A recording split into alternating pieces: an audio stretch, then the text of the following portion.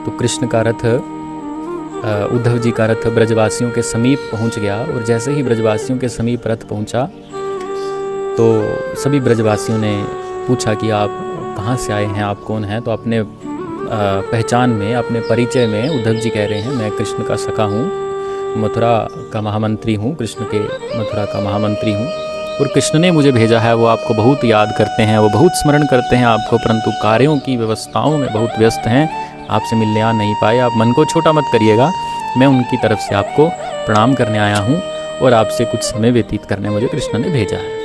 ब्रजवासियों ने कहा कि अरे कन्हैया, एक तो इतने सालों से आए नहीं, इतने वर्षों तक तो आए नहीं, और आज जब रथ को देख के एक आस मन में आई भी तो तुम स्वयं नहीं आए, अपने सखा को भेज दिया।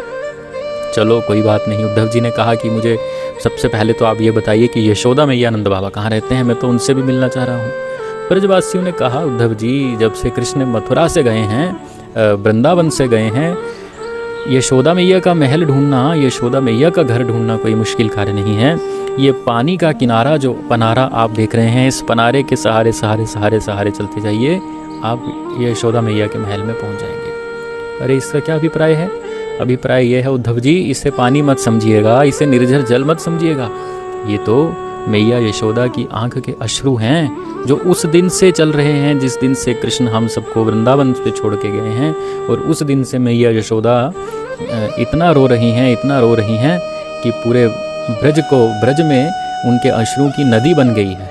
और ये नदी के किनारे किनारे आप जाइए, जहाँ इसका उद्गम होगा आपको यशोदा मैया का महल। उद्धव जी तो सुन के घबरा गए, उद्धव जी तो सुन के थोड़े हड़बड़ा गए कि ये कैसा प्रेम है, ये कैसा प्रभु का विरह है। उद्धव जी पहुँचे हैं मैया यशोदा आनंद बाबा के महल में। बड़ी लंबी चर्चा उनसे हुई है। पहले तो उद्धव जी ने प्रणाम किया, तो जब जोर से बोले तो मैया ने कहा, अरे ये कौन आयो है? बोले ये मथुरा से आए। तो बोले धीरे बोलिए, पहले तो मेरा लाला अंदर सो रहा है। बोले लाला सो रहा है? कहाँ सो रहा है लाला? बोले भीतर सो रहा है, अभी मैंने सुलाया है। उद्धव जी ने कहा वो तो मथुरा में है। अरे हाँ नहीं, वो मथुरा में नहीं है, वो तो मेरे पलना में सोया है।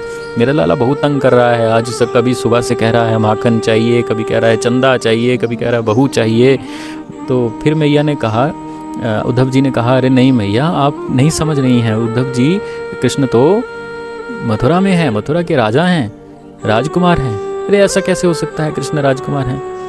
तो ये सब चर्चाएं उद्धव जी और मैया के बीच में हुई हैं, नंद बाबा से हुई हैं। अगले शॉट में हम इनकी भी चर्चा करेंगे। और उद्धव गोपी संवाद, जो कि भागवत का प्राण है, उद्धव जी की गोपियों के साथ में भी बड़ी लंबी चर्चा हुई है, उसका भी श्रवण हम करेंगे।